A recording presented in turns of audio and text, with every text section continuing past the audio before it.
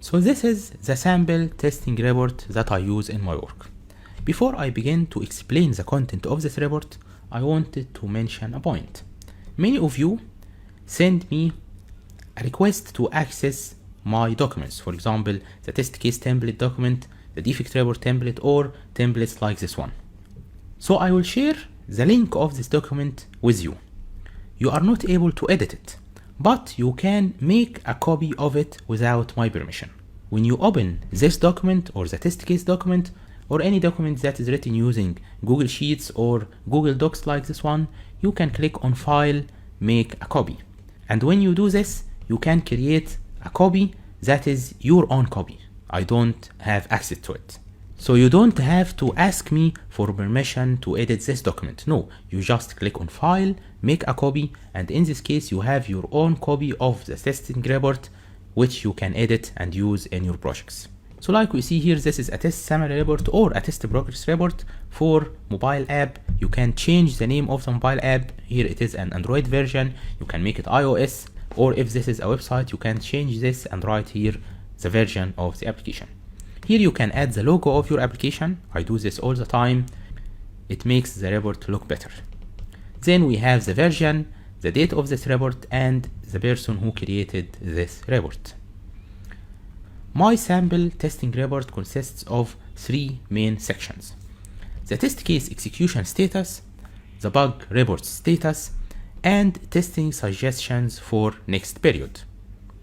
So I am telling my audience what we have done in the previous period by giving them information about test case execution status and bug report status. If we are using, for example, exploratory testing, we will not write test cases. In this case, we will only give them the bug report status. Then I need to give them feedback on what we are planning to do in the next period, or if I have a suggestion as a tester to the development team or the management. So in this case, I give them this feedback in the testing suggestions for next period section.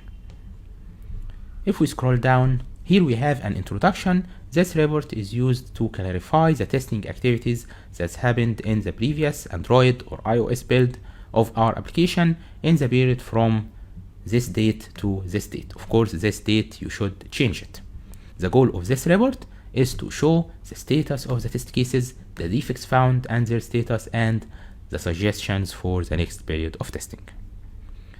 The next section talks about test execution status. So here, this is not the first report in my project. This is the second or the third report. This is why you see here current build results and previous build results. Here I am comparing between what is happening in this build, the quality of it, and what happened in the previous build.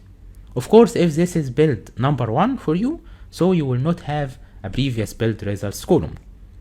But if this is not the first build, it is a good way to show the test case status and defect report status using this way. So here the total number of test cases is 70. In the previous build, it was 63. Those numbers are real. I just removed the name of the project, but those numbers happened really in this project.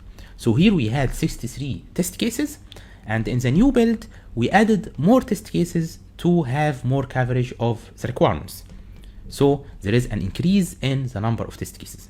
The passed test cases increased from 31 to 40. This is a good thing.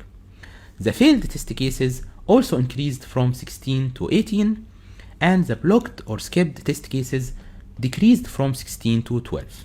So here we had in the previous build a lot of blocked or skipped test cases, which now in the new build we are able to test. But we have an increase in passed and failed test cases. Here's the iOS version. There is no iOS build. This is why not available is written here.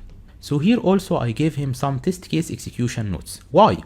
Because here I'm talking to the client or the manager. He doesn't understand well what is a test case or what does this increase mean. So here I'm explaining to him what does this mean. Does it mean an increase in quality or a decrease in quality? So here I told him, for example, the number of passed test cases increased from 31 to 40, which indicates an increase in the quality of the application. Here also I told him the number of failed and blocked or skipped test cases decreased from 32 to 20, which also indicates an increase in the quality of the application. So here I added both the failed and blocked test cases. Together, I found a decrease in the total number. They were 32 and now they are 30, which is a good thing. But here also I told him, note that all test cases that included integrations between two users were executed on two Android devices, because there is no iOS build now. Testing integrations using iOS might cause more test cases to fail. What does this mean? This application was like a social network, and we had an Android build and an iOS build.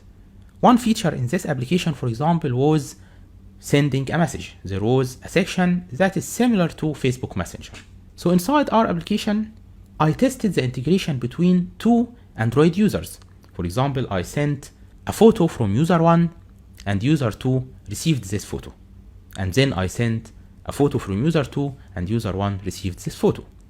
Then, for example, I sent a voice message from user 1 and played it from user 2 and vice versa. Then I deleted this message, is it deleted on the other side, and so on. So all those integrations, I did them between two Android devices. I didn't test them between two iOS devices or one Android and one iOS device. So this is why I am telling him that when we execute those test cases using two iOS devices or one Android and one iOS device, we might see an increase in the number of defects. Why am I telling him this information? So that we plan some time that will be consumed in testing activities and integrations between iOS and Android, and also in solving the defects that will be produced based on this testing. Then we have the defect status for Android. So like we see also, we have current build and previous build. We had 33 defects in previous build, now we have 47.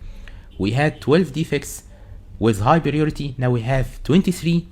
We had 10 medium priority defects, now we have 13. We had 11 low priority defects, now we have 8. So like we see, there is an increase in high and medium priority defects, which is a bad thing. And also I told him information about the same defects, but based on their type. Are they functional defects or UI or UX defects or performance defects? So like we see, we had 3 performance defects in previous build, but now we don't have any performance issues. This is a good thing. But on the other hand, we have a huge increase in the UI, UX defects and in the functional defects. So here I'm telling him, in the new build, we have more defects than the previous build, but although we consider that the quality has increased. Why? Because the cause of the high number of defects might be that new functionalities are added to this new build. So the old build did not include all functionalities. This is why we didn't have a high number of defects in it.